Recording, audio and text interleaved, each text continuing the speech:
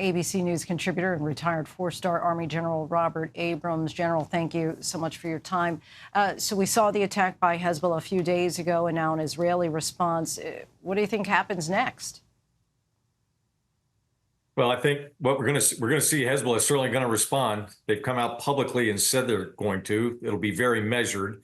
I think that's code speak for we're going to consult with our higher authorities back in Tehran and take steerage from Iran, and they'll certainly shape what the next moves are. But there will certainly be some sort of retaliation and escalation of what happened today.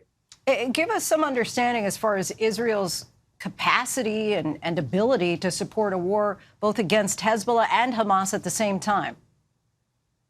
Well, look, Hezbollah has been striking, prodding, poking at Israel almost since the 7th of October, since the onset of offensive actions by Israel in Gaza.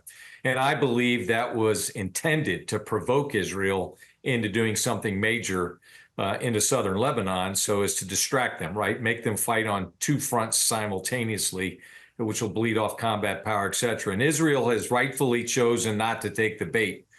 So that this past Saturday, now you have some dead, innocent Israeli citizens, and Israel now is forced to respond, which will give Hezbollah, if they choose to do so, what they'll portray to the world as justification for large-scale operations. And I think it remains to be seen whether Israel has the capacity to be able to maintain two fronts, large-scale combat operations, and maintain the appropriate tempo in both places simultaneously.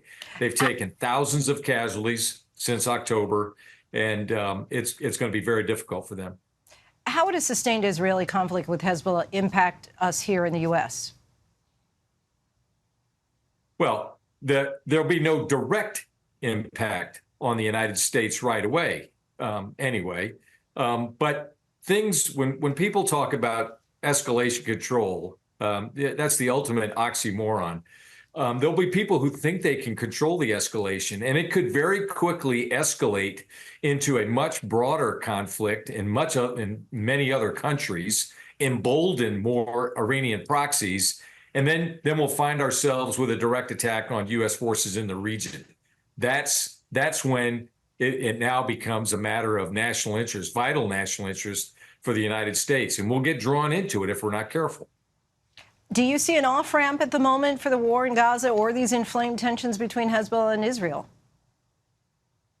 I'm not optimistic about any of it. Neither side, despite the horrific images we see, neither side has shown really any public potential for finding a compromise. In the Prime Minister's most recent visit here to the United States, he certainly made that clear. I'm not privy to the negotiations, but you would have thought, saner minds would have thought, within the last few months that there would have been some sort of way to get a ceasefire and find a pathway forward. I'm pessimistic for the near term on what that means. And today's strike is only going to embolden the enemies of Israel to do more. General Robert Abrams, we thank you so much for your time.